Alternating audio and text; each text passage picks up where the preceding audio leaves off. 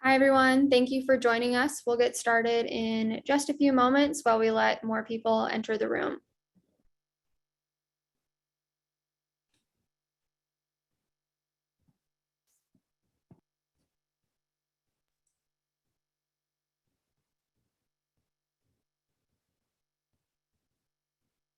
Okay, we're going to give it just a few more moments while more people trickle into the Zoom meeting, and then we can go ahead and get started.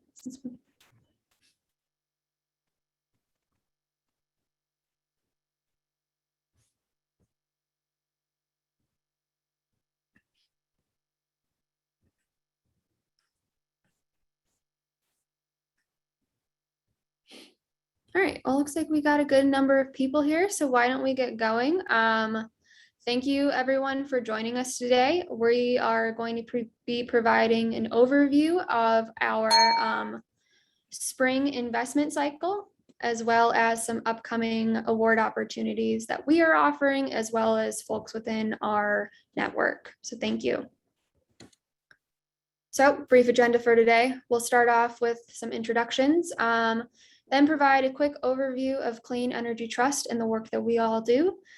We'll then move on to an overview of our spring investment cycle and then close out with award opportunities, both that we are offering as well as some stakeholders, and then leave plenty of time for Q&A so that we can address any questions that you all have. So to start, here is a quick shot at the Clean Energy Trust team. We're a small but mighty organization. Today specifically, you're joined by myself and my colleague, Tony Zhu. So hi. I am Dylan O'Reilly. I am the Senior Program Manager here at Clean Energy Trust.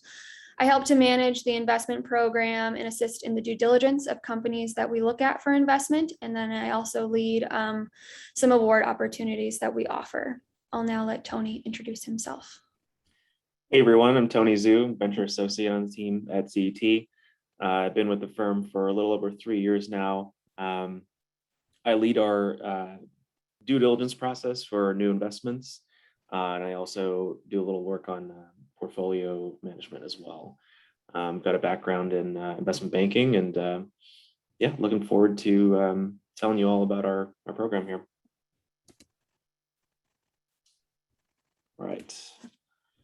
So just a little overview of what we do. Our main mission is providing catalytic capital and support specifically to early stage clean tech and climate tech companies. The genesis of our mission comes from the fact that there's a severe need for these innovations, as well as a lack of capital going to early stage climate tech. We list some kind of general categories here of innovations, but really we're looking at technology-based innovations that can solve climate mitigation, climate resilience, and natural resource conservation. Those are kind of the three sort of impact themes that we're looking for. Next slide. We also have a focus, geographically speaking, on sort of the greater Midwest region. This region has traditionally been regarded as a kind of flyover region, not a lot of investment dollars, despite the presence of lots of world-class universities, research institutions, national labs, plenty of innovations. As I'm sure you all, being innovators like you are and being from this region, are aware of. We go about as far west as Colorado and as far east as Pittsburgh. So there's maybe a sliver of Pennsylvania there missing.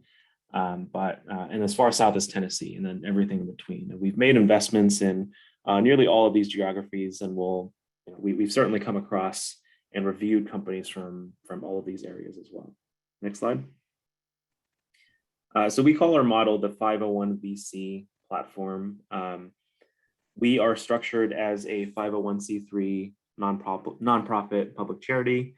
We've structured our fund this way in order to access more kind of appropriate capital for some of the deeper tech opportunities in this area. We see kind of traditional venture capital as having some gaps and some failures in addressing the capital gap that is in this area. Our capital comes from philanthropic contributions. Our fund is fully capitalized with philanthropic contributions, as well as some government grants. The fact that we don't have LPs to answer to makes that, reduces some of the time horizon risk that we need to take on. So we're more, we regard our capital as more patient capital. We're able to take on some more of that time horizon risk, especially for deep tech investments, like I mentioned before, that might take longer to commercialize. And we invest out of a revolving evergreen fund. So it's the same fund. We don't go out and raise a new fund every couple of years or so. And like I said before, we don't have LPs to answer to. So we're not, we don't have time-bound metrics like IRR to look at, although we are still looking at companies that can deliver an appropriate financial return as well. So we really see this system as kind of bridging the gap between sort of traditional non-dilutive funding metrics, or traditional non-dilutive funding sources, as well as traditional dilutive venture capital sources, where that gap has been widening for some of those technologies and innovations that take longer to commercialize, like I mentioned before. Next slide. So a little more details on our spring investment cycle, which is upcoming. Just a little background on sort of the cycle process before we get into it. We like to batch our diligence process into sort of groups of companies that we're looking at. And we've typically done about 2 cycles per year, one in the spring and one in the fall. We like to do that in order to kind of increase efficiency on our end. We're a relatively small team looking at really big, impactful, important innovations. So we want to be able to devote as much time and resources as we can. And so we've structured it this way to sort of maximize efficiency on our end. Here are some of the sectors that we support. This is by all means not a fully inclusive list. This is generally where we've seen some of the themes of innovations that have come through our program and that have come through our sort of sourcing pipeline, and definitely some of the areas that we've invested in. But anything that touches on sort of the 3 buckets that I mentioned before, or just anything that is related to environmental sustainability, we will take a look at. Next slide. So a little bit about how we invest. We've invested about $100,000 to $300,000 in terms of initial check size. Lately and in the future, we will probably be more heavily weighted towards the higher end of the spectrum. As we've been kind of seeing returns on some exits, we've had more money that we can put into more companies in the future. But that's generally how we do things. In terms of the actual type of investment, we've done equity, we've done convertible notes. We generally like to invest through a convertible note, but we will join a priced equity round as well if it's appropriate for the company. Next slide. So far we've made 37 investments since 2014. We've put in just over $6 million into these companies, and they span many different sectors, different geographies within the Midwest as well. But these are all companies that have gone through this process, and we've supported them throughout the years, and we have a lot of portfolio support programs as well beyond just writing the initial check. We very much strive to be that sort of value-added venture investor. We provide support on things like pitch development and pitch coaching, fundraising, like creating your financial models for you and helping you connect with investors in your next sort of institutional funding round, things of that nature. Those are kind of just some examples of ways that we've helped our portfolio companies. And certainly our portfolio company's success is our success as well. So very much, interests are aligned there. So we do whatever we can to help our company succeed. Next slide. A little bit about our 2 latest investments. You might have seen the press releases or other news articles, or maybe the blog posts that we've released on these 2 companies. But the first one is called AgriCycle. They're providing a global sort of distribution network for rural smallholder farmers across the world, particularly in impoverished rural regions where Local markets are heavily saturated, and the farmers there are not equipped with sort of modern day preservation technologies. So this company is solving both a social issue and an environmental issue. The social issue being because these farmers are not able to preserve or sell their crops. Many of them live below the extreme poverty level, and the environmental impact there is on the food waste side. In some of these regions some of these impoverished developing regions across the world, the main source of agricultural waste is from post-harvest loss, food loss. So this is before the food gets to the market and to the consumer. That's a huge source of food waste and a huge source of environmental impact there. Second company is Continuum Ag. They have a sort of database for farmers to aggregate and analyze their soil health data. They also train farmers on adopting regenerative agricultural practices to further increase their soil health, as well as get properly compensated for carbon credits that they might be generating from those practices. And they're also setting up a sort of carbon credit marketplace for farmers to be able to view and compare sort of competitive bids on carbon credit pricing from providers like Nori and Indigo Ag.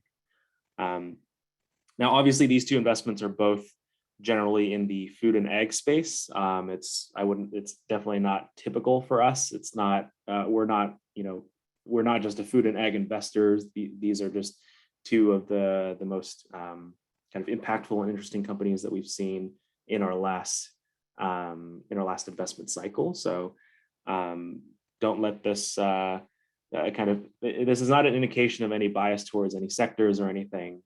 These just happen to be two of the best companies that we saw around last cycle.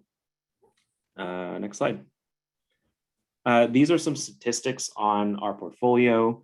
I'm not going to go through all of them, but just a couple that I want to highlight. So the 57% of our portfolio has been founded by women or people of color. That's a statistic that we're proud of, but also looking to grow. We have a part of our mission is also to support diversity in the clean tech innovation space. It's something that we're actively looking for, and something that we'd like to continue to support going forward. The $32 of follow-on funding per dollar of CET investment, that's also something that we're really proud of. So this indicates that for every dollar that we've put into our portfolio companies, they've gone on to raise $32 beyond that. So this is both follow-on funding in terms of dilutive funding like other VC investments, as well as in some cases non-dilutive funding like government grants and public funding like that. So in total, our portfolio after we've come in has raised almost $200 million that indirectly we've helped enable, and in some cases directly from referrals and things like that. But yeah, so this is just kind of a look at our portfolio, and these numbers are indicative of the direction that we're trying to move towards. Next slide.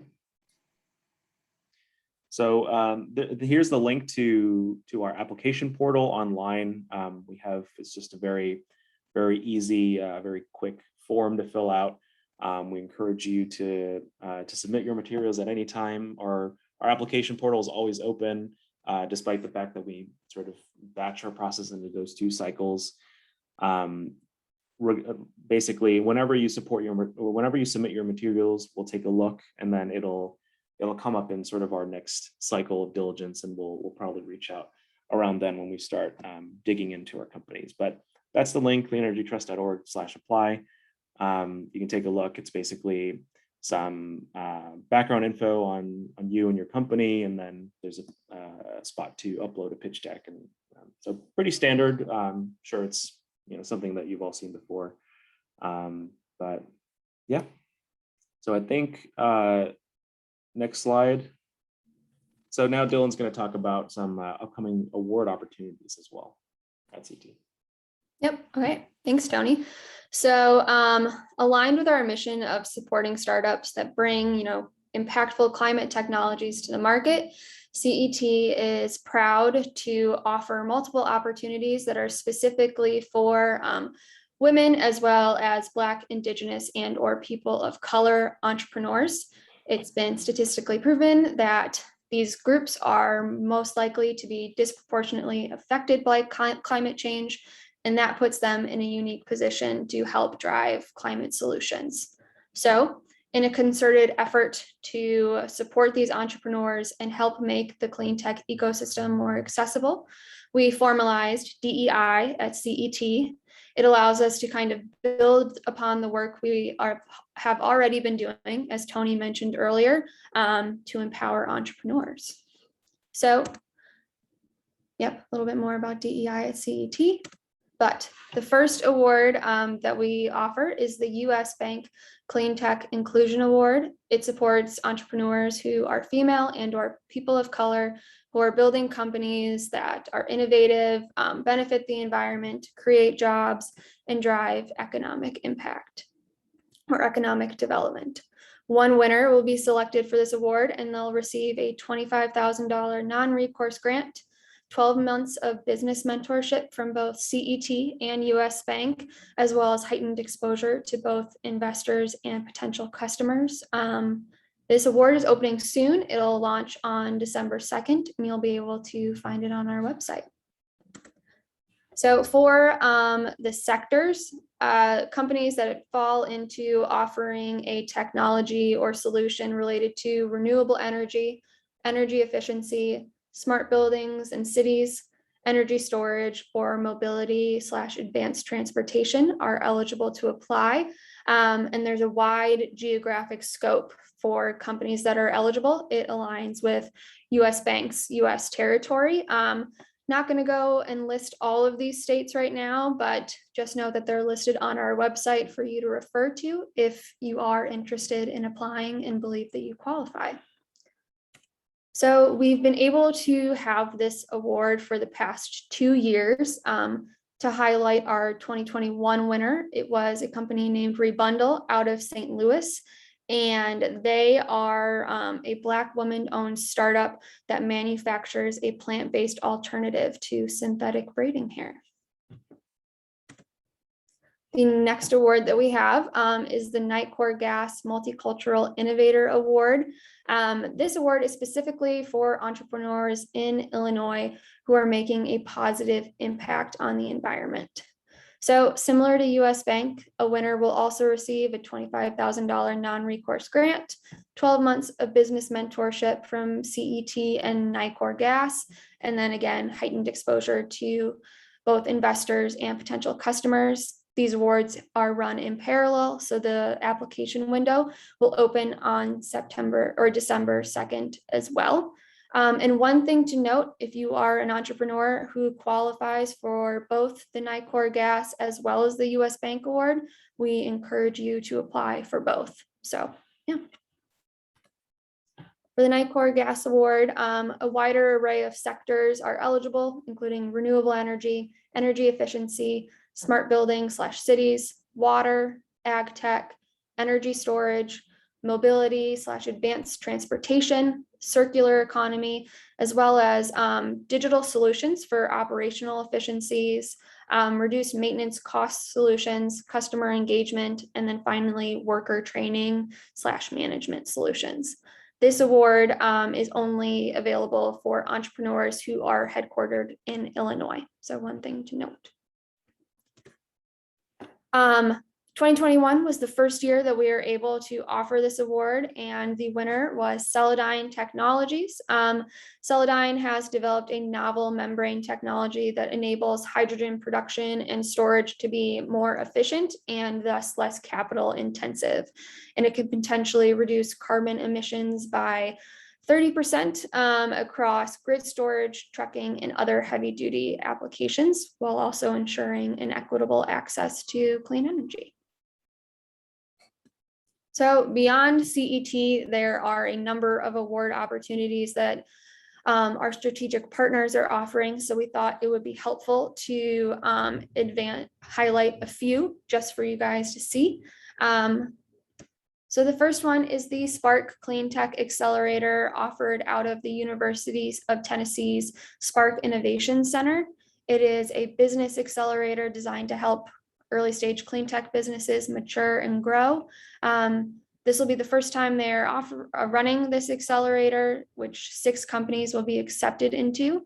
It'll involve basically a 12-week business curriculum. There will be meeting and co-working space there, mentoring from regional experts, and a stipend to cover participation costs, as well as a connection to the supporting organizations listed here, like us.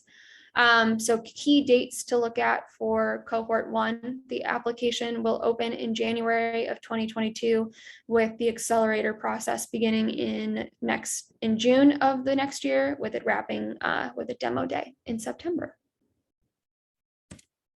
Then there is the Centropolis Accelerator. C3 Accelerator offers grants, investments, and services that support the development and scaling of clean tech, climate tech, and circular economy technologies. This program is open globally to both growth stage startups and established firms with unique C3 technologies and/or business models. They do accept applications on a rolling basis, but I believe to be in the next cohort, you need to submit your application by January 10th of 2022, with pitch events occurring next August. And with this, as well as all of the ones listed, you can learn more about them at their websites that are listed on each slide. Then there is Generator, who is launching their flagship accelerator in 2022. Generator Sustainability Accelerator invests $100,000 in 5 cutting-edge sustainability and climate tech startups. The program is open to any startup that is focusing on basically solving, mitigating, or adapting our current climate and environmental crises. The application for Generator is on December 19th, so look out for that, with things kicking off in February of 2022. So those were the other opportunities that we wanted to highlight, but just know that there are many more out there, and we share them on our social media channels. So feel free to follow us on LinkedIn and Twitter to see other opportunities that you may be eligible for. Wanted to highlight some key dates. So 1, keep your eyes peeled. We have some exciting news to share in December, so get excited. January will be our next webinar, which will be investor predictions for 2022. You'll hear from our managing director, Paul Seidler, who oversees our investment program, as well as some other speakers. February 14th is the application deadline for our spring 2022 investment cycle. So if you want to be considered for that, please get your application in before or on February 14th. And then to be considered for the 2022 DEI at CET award opportunities, those applications must be submitted by February 25th. And again, we accept applications on a rolling basis for our investment cycle, so you can fill that out at any time. And then the applications for the DEI at CET awards will open up on December 2nd. All right, so now I think we can open it up to questions. Tony, I believe we got some ahead of time that we wanted to address first, so take it away. All right, so first question that we got beforehand was, how do I connect university researchers looking for investment to your investment program? So we maintain a lot of relationships with entities across the country in terms of sourcing for our investment programs. One of those types of organizations being university tech transfer offices. So that would be a place to start off in terms of if you're a student or faculty at a university, and you have a business idea or a technology that you're looking to spin out. Start there, see if they have an existing relationship with us. But if you're kind of in general curious about our program, wondering if you're qualified, feel free to send us an email. Dylan, if you flip to the next slide, we've got our email up here. This is kind of our general catch-all email, but send an email that way and we'll find out we'll be able to answer your question for you. We'll direct it within our team to whoever's most equipped to handle it. Next, we have how to identify non-dilutive funding opportunities and thoughts on what the best way to raise a pre-seed/angel round is. So 2 parts. So the first with the non-dilutive funding opportunities, I think as long as you're staying plugged into this ecosystem, you will get a constant stream of information on opportunities that are out there. So the government entities like DOE in general, or ARPA-E, and then some of the national labs, they will send out periodic newsletters. They'll also have webinars like this, informational webinars like this, where they'll talk about their programs and about what they're looking for and how to apply and things like that. I think that's the best way to keep in touch and keep informed on what opportunities are out there. I would also like Amy had put in the chat, sign up for a newsletter. We consistently forward along opportunities like that to other stakeholders in our ecosystem, including innovators like you all. And we're always we're plugged into our ecosystem. We always get referrals and kind of other information for programs like that we think might be applicable for companies that come through our pipeline, and we'll send those out in our newsletter as well. So, and the second part was thoughts on raising a pre-seed and angel round. I don't want to give any kind of formal legal advice here, but I would just say, there's an increasing population of very well-read, well-educated angel investors out there for this space. Join kind of communities, join Slack channels where there's kind of like a meeting of the minds between individual investors, innovators, educators in the space, and just kind of generally plug into those communities, and you'll be able to find those people. I'll leave it at that. If you have any other questions about that, maybe shoot us an email and we can chat one-on-one. Next question is, can you provide an overview of the clean tech landscape in Chicago? That can probably be an entire webinar on its own, but I'll just say that Chicago is definitely a burgeoning tech scene. We're getting a lot of new investors, a lot of new innovators in the space, especially in clean tech. I mean, there are, in addition to us, there are organizations like Energy Foundry, MHub 1871 that are getting involved in the space. They all have programs there. And then we also have organizations like Techstars that are setting up new offices in Chicago. And so there's the general tech scene in Chicago is certainly booming, and clean tech and climate tech is certainly no exception to that. Is a third-party tech assessment helpful to have when looking for venture support? Yes, but it's not necessary. It's not a requirement. I think that does help investors like us in terms of, we will want to do some sort of technical diligence at some point, especially if it's, a deep tech innovation. But we will also, just having like a report from a third party is not necessarily going to stop us from doing that. We will want to kind of confirm with other parties as well. So, but it is helpful to have, especially if it's from like a reputable kind of company or party that specifically looks at doing technical diligence kind of on an outsourced basis as well. That is helpful. And then finally, in a saturated clean tech market, how do you decide which investments to consider?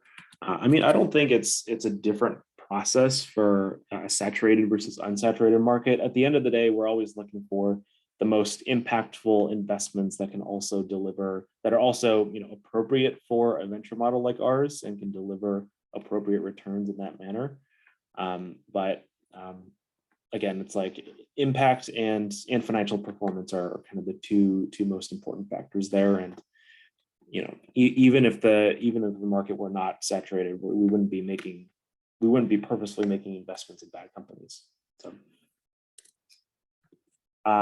So those are all the questions that were submitted in advance. We can probably get to, I know a lot of you have been submitting in the chat and in the Q&A as well.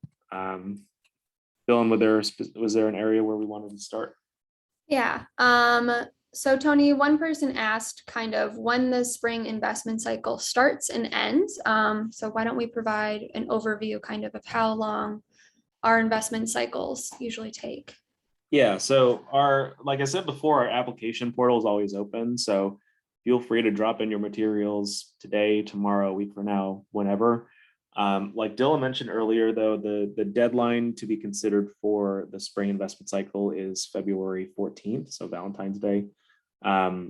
So applications received basically between our previous deadline, which was I think in August or September of this year, and between then and February 14th of 2022, we will look at those. We will look at all those materials and consider those companies for our spring investment cycle.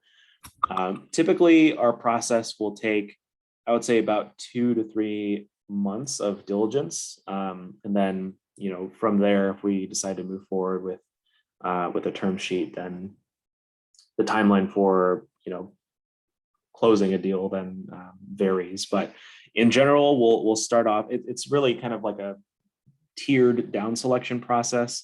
We'll start off by we look at every single application that comes through, regardless of if it meets any of our kind of primary criteria or not, and we do kind of filter for those criteria, like the geography, for example, which I believe there are several questions. We can get to that a little bit as well. But the first stage is kind of we do a general assessment of the application in terms of the pitch deck. We'll maybe ask you some questions. We'll ask you to submit a video pitch, kind of like a recorded 5-minute pitch, 3 to 5 minute pitch of basically either you walking through your pitch deck or explaining to us what your technology is. Beyond that, we'll start digging a little deeper for the companies that we choose to move forward with. We will kind of set up a webinar process with the founders, and that's kind of like a 30-minute session of a pitch combined with Q&A. And then after that, we'll move forward with companies in deeper diligence, and that's when we'll kind of start reaching out to third parties, and we'll contact those outsourced technical diligence providers, as well as reach out to subject matter experts that we know or that and kind of dig deep there. And then sort of the final stage of our process is we'll invite those finalists to a live pitch with our investment committee, which is kind of an investment advisory board of other venture investors as well as industry experts. They will kind of listen to all the pitches and then give us their take on what they think is the most promising. Ultimately, the decision lies with us, so we'll take their commentary into account, but we'll also close out our own due diligence process and kind of make a decision from there. So overall, that process takes about 2 to 3 months on average. So another question, Tony, for our investment program, it seems like for companies that we decide to invest in, what does mentorship from CET look like in practice? What should a company or an entrepreneur expect once they become a member of the CET portfolio? Yeah, so after we formally made an investment and announced it and everything, we will have sort of an onboarding session with the founders, with the management team, and kind of talk through what it means to be a CET portfolio company, as well as what to expect in terms of how we'll be supportive. I wouldn't say there's kind of like a cookie cutter model that we follow in terms of exactly what we provide to our portfolio companies. It's really what's in the best interest for the company. And part of that means that, it's on you to tell us where we can be most helpful. We will help you. Like some of the things that we've done for our companies before are, like I mentioned before, we've helped with pitch decks and pitch coaching. So basically we have some partners in like the graphic design industry that we sort of hire for our portfolio companies to help create a pitch deck. We also will coach you on refining your pitch for pitch competitions or also for raising your next round, in terms of like helping you develop your story, helping you come up with the proper sort of flow of a presentation for those purposes. And then for raising your next round, we do have a structured program for that we call structured fundraising. It's loosely based off of kind of like a sell side M&A advisory investment banking mandate, where we'll go out, we'll make introductions to you or to investors for you. We'll help you develop your pitch, develop your financial model, and kind of walk you through that whole process. And it's roughly a 6 to 8 month process. And through that program, we've helped several portfolio companies raise tens of $millions in aggregate in Series A, B, C rounds. So that's just a couple of examples, but really it's kind of up to you as a founder to communicate with us in terms of how we can be of value as well, beyond kind of the official programs that we have.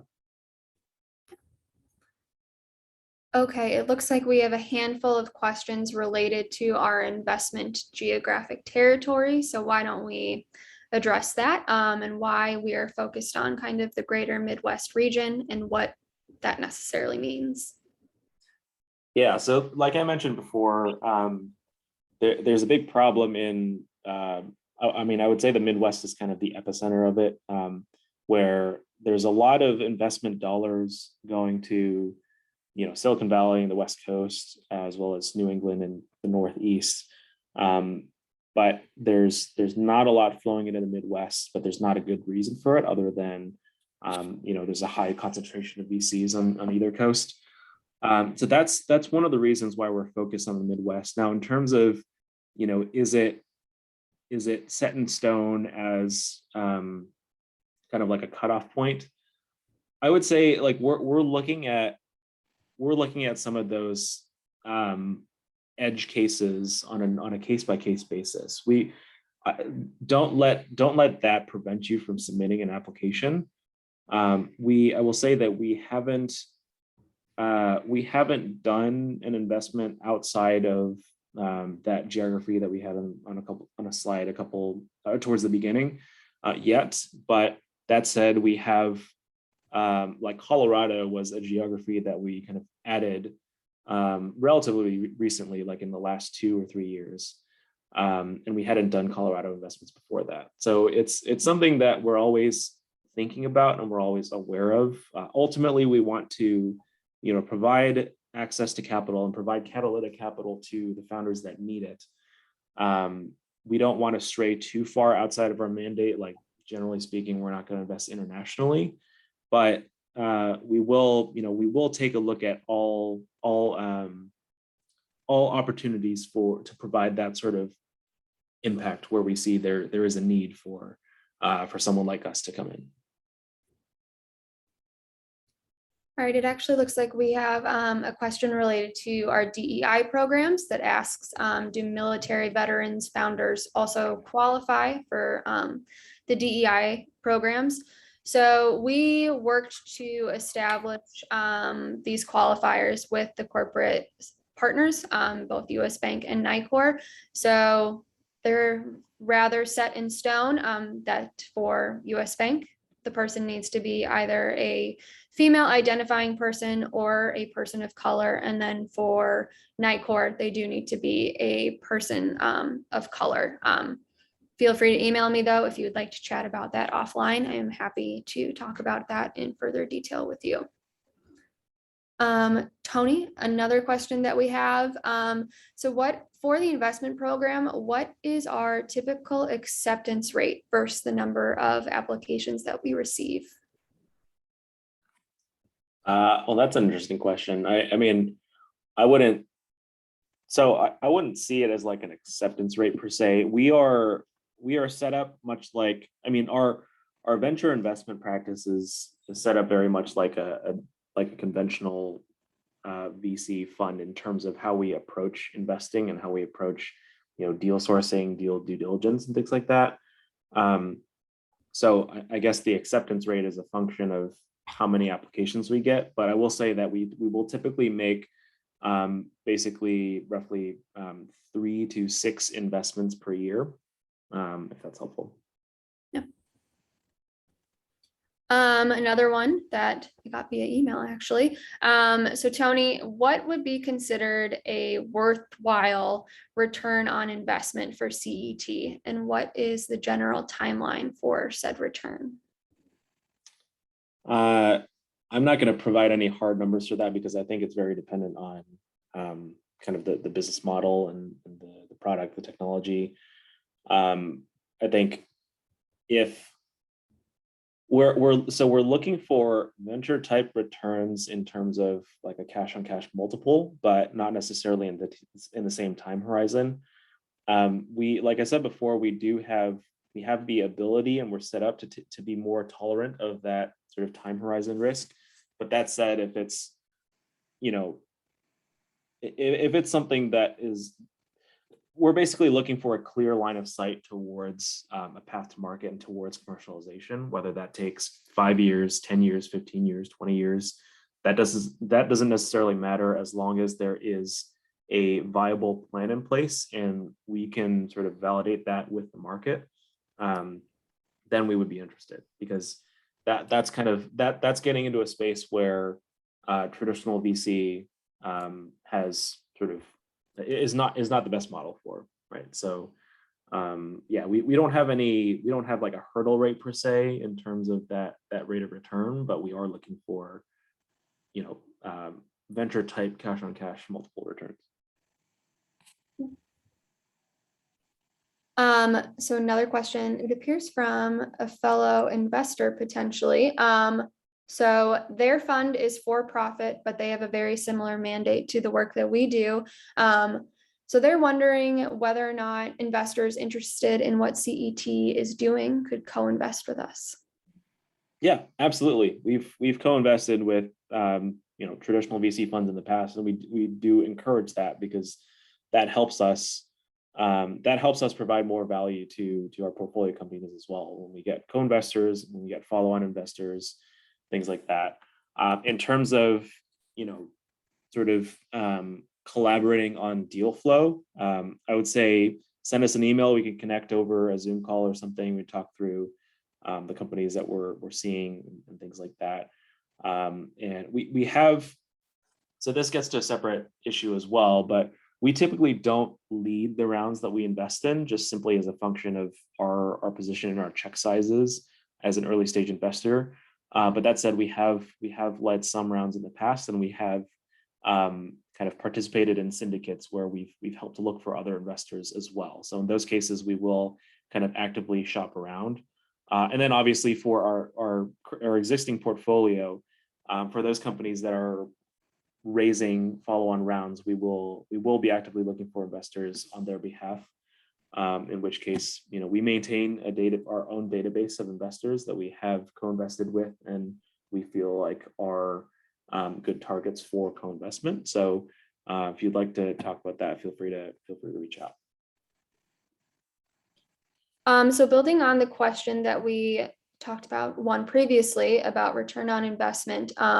So what is a venture type return?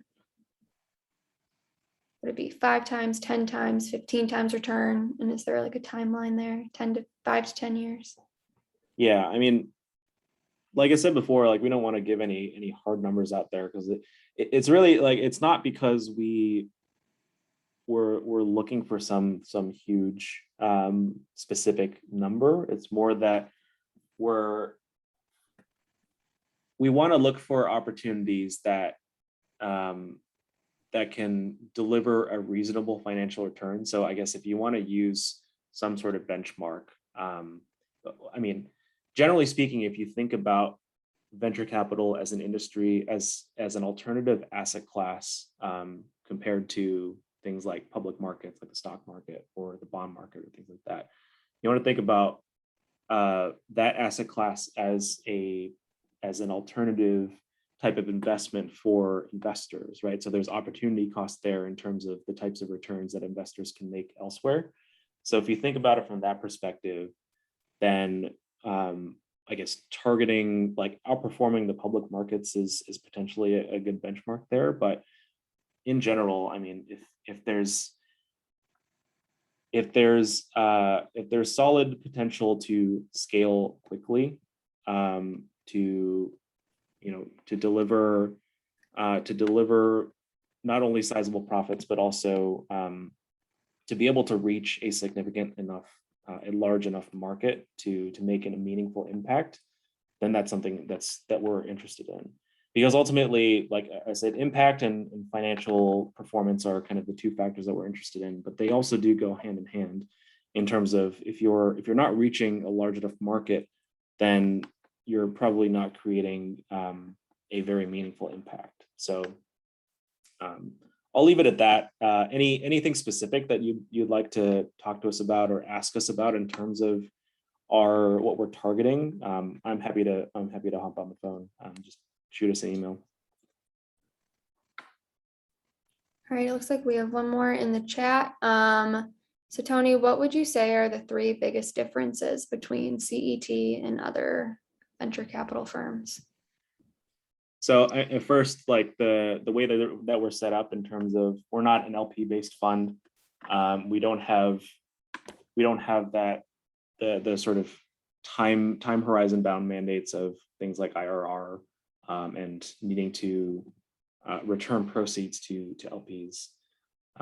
That's a big thing. Another thing is so that the way that we do investments, and I guess this is related to the time horizon thing, but we're very much invested in we're invested in the success of each company beyond writing our initial check. And I personally think that we get much more involved and in the weeds with our portfolio companies than a lot of other early stage funds out there, because we're related to the fact that we're not an LP based fund. We're very much focused on driving impact and driving the success of our companies at the impact level. So because of that sort of dual mandate, we have both expertise and access to a lot of resources to specifically help in that manner. And we've done it for many years now, and we are experts at it, and we have more expertise in this area than I would say a lot of the conventional VCs that are kind of starting to dabble in climate tech. All right, I feel like there are some other commonly occurring questions that we can answer really quickly before our time is up. So one of them, Tony, is I've applied before but not been selected. Can I apply again? Yes, we encourage you to continue applying for as long as you want. We'll always take a look. Generally speaking, though, like if you've applied before and we have decided not to move forward, we will provide feedback on sort of why that was the case. And if it was sort of actionable feedback, and if there's something that you could have worked towards, then we'd like to see sort of that kind of progress towards those things before we kind of seriously consider your application again. Just for the sake of, we've already done diligence on this. If it's substantially the same, then our answer is going to be substantially the same. And I want to note, we also, if you applied to previous iterations of our DEI at CET awards, encourage you to reapply again as well. Yeah. And then another one that I think we are asked a lot is, will we sign an NDA? So short answer is no. At the stage that we're investing, we see a lot of, we see a very large variety of innovations and technologies out there, some of which may overlap from time to time. We also have a relatively small team, but we take on interns regularly, and kind of the NDA would basically place an undue burden on us to sort of manage that and manage the confidentiality part of it. I would say if there's, I mean, we very much respect confidentiality, and any decks that are presented to us with the note of, confidentiality, we will not openly share to the public. But we do also think that selectively sharing certain details in terms of our diligence process, when we reach out to certain subject matter experts, we will of course always confirm with the company in terms of what they will be comfortable with us sharing is. But from that perspective, an NDA would severely limit our ability to do diligence, especially at the stage that we're investing. All right. I believe that was it for questions, unless Tony, there's anything else you would like to address? No, I don't think so. If anyone else has any other questions, or if you just want to connect, feel free to shoot an email to that info@cleanenergytrust.org address, and then one of us will connect with you and talk through anything that you would like. Yeah, definitely. There were a few questions in the chat and Q&A that were a little bit too specific to get to on this webinar, but again, like Tony said, please reach out to us and we're happy to address those on a more one-on-one basis. But again, thank you all for joining us today. It's been great getting to kind of share the work we're doing, and yeah, hopefully we're looking forward to receiving your application soon. Thanks, everyone. Bye.